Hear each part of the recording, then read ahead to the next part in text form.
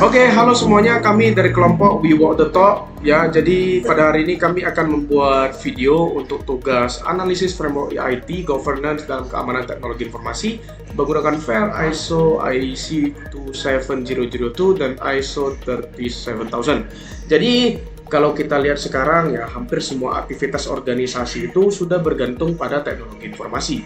Tapi masalahnya, semakin tinggi ketergantungan itu, maka semakin besar juga resiko keamanannya. Nah, disinilah pentingnya IT governance, yaitu bagaimana teknologi itu dikelola supaya tetap aman dan terarah. Nah, di pembahasan ini, kami akan menjelaskan 3 framework yang sering digunakan, yaitu FAIR, ISO IEC 27002, dan juga ISO 37000. Framework pertama adalah FAIR atau Factor Analysis of Information Risk. Framework ini untuk mengukur risiko IT secara kuantitatif.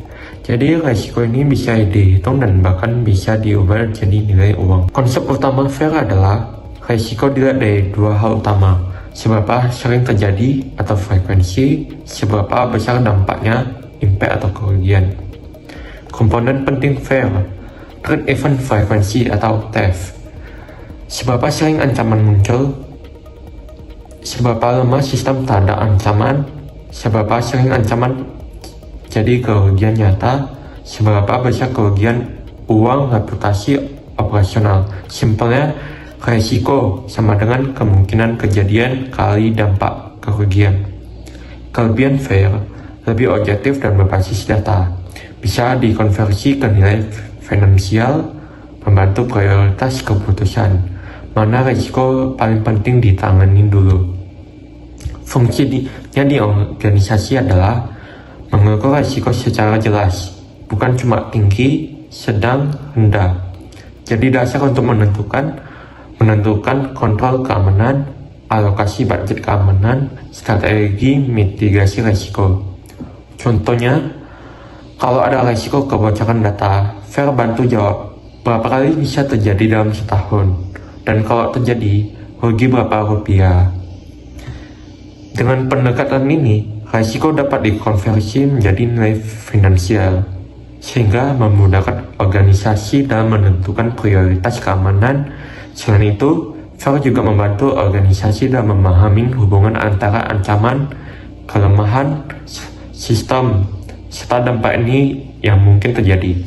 Framework ini banyak digunakan pada sektor yang memiliki risiko tinggi, seperti layanan kesehatan, karena berkaitan dengan data sensitif yang harus dilindungi.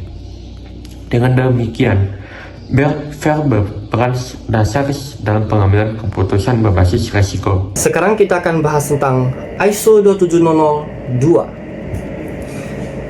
Seringkali ya kita bahas tentang keamanan data, dan sering juga kita bingung mau mulai dari mana duluan. Banyak yang tahu tentang ISO 27001 itu sebagai standar sertifikasi. Yang banyak yang kita tidak tahu adalah senjata sebenarnya itu ada di ISO 27002. Sederhananya begini, ISO 27001 itu daftar persyaratan apa yang harus kita capai. Maka di ISO 27002 ini adalah buku panduan cara kita mencapainya. Sekarang saya akan menjelaskan mengapa ISO 27002 terbaru versi tahun 2022 adalah kompas terbaik bagi kita untuk menyimpan informasi di era digital ini. Hal yang paling menarik dari ISO 27002 terbaru tahun 2022 adalah penyederhanaannya. Dulu kita punya 14 domain yang sangat teknis. Sekarang, 93 kontrol yang ada dikelompokkan menjadi 4 tema besar agar lebih mudah dikelola secara strategis. Yang pertama, Organizational Control. Ini bicara soal kebijakan, bagaimana aturan main di kantor kita. Bagaimana juga hubungan dengan vendor. Ini adalah fondasi aturannya. Yang kedua, People Control. Kita tahu manusia adalah celah terlemah sekaligus benteng terkuat.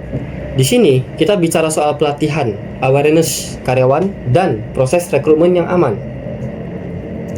Yang ketiga, physical control. Keamanan bukan soal password. kita bicara soal siapa yang bisa masuk ke ruang server, CCTV, hingga kebijakan meja bersih atau clear desk. Yang keempat, technological control. Ini adalah bagian teknisnya, enkripsi keamanan jaringan, hingga cara kita menulis kode program yang aman atau secure coding.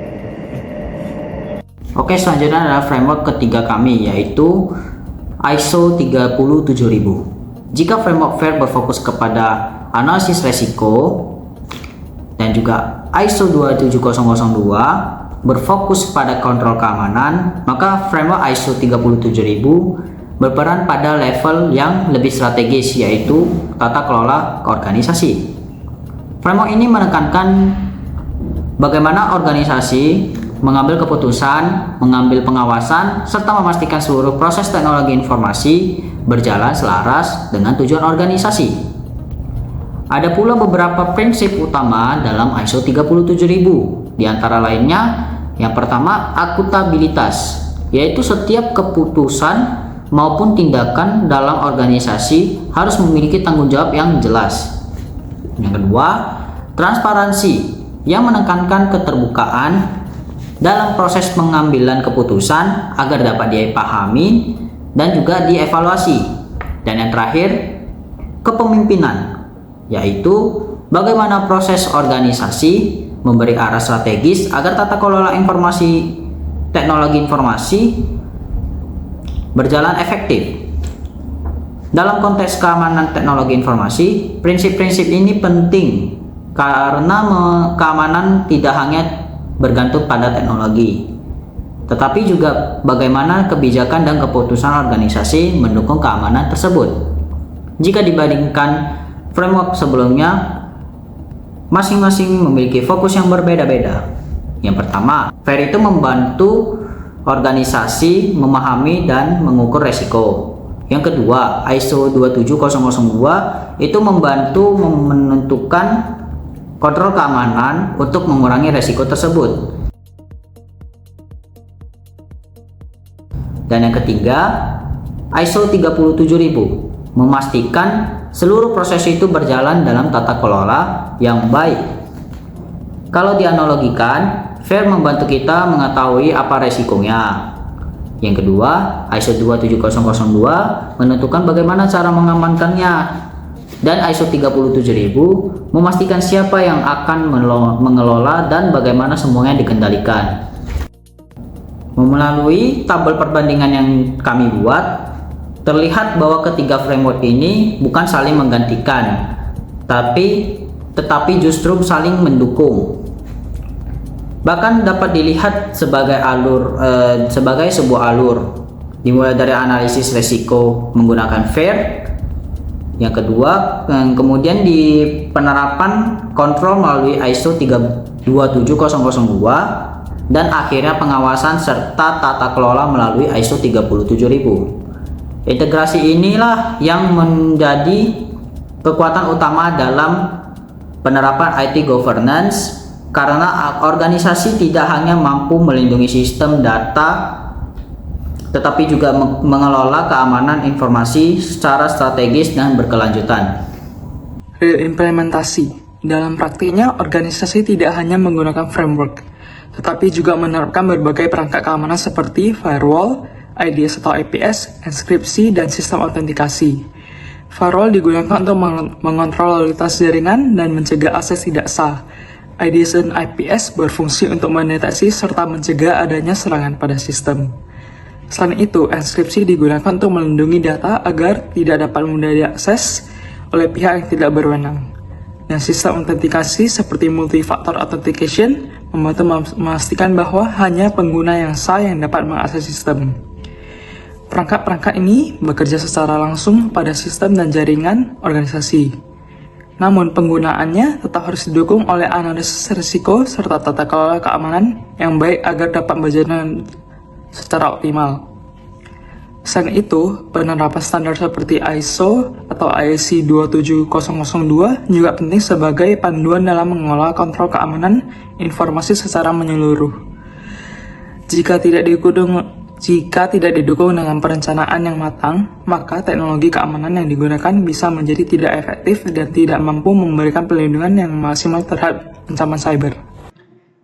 Nah, jadi intinya keamanan teknologi itu bukan cuma soal alat, tapi juga soal cara mengelola dan mengambil keputusan.